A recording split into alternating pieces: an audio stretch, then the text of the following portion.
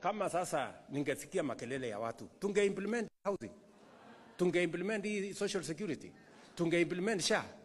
Si tungekuwa tunang'etia tu hapa na kumangamanga hapa, hakuna kitu tunafanya.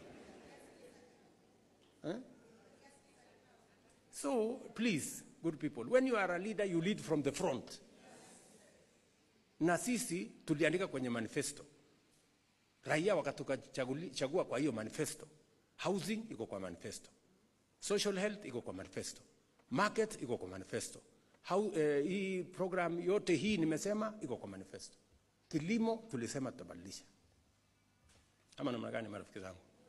So, tafadhali, please, I want to encourage you as citizens and leaders from Nakuru.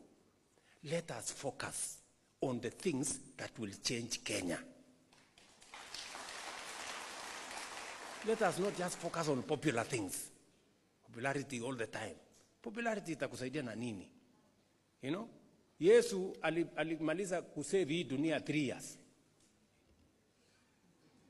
See, Yesu alikuwa around for 3 years. Na ako na followers billions. Sasa wengine wanasumbua one time. Hey.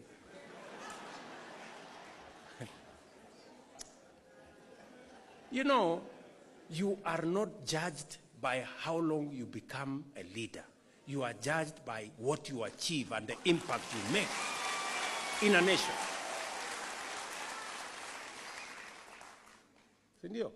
Wengine wananiambia hapana, hii vitu ungefanya, ungefanya first term, ungengojea uchaguliwe tena, ndio ufanye huko kwa sababu sasa if you can finish a job in 5 years, why wait for 10 years? Sisi tubalize hii kazi.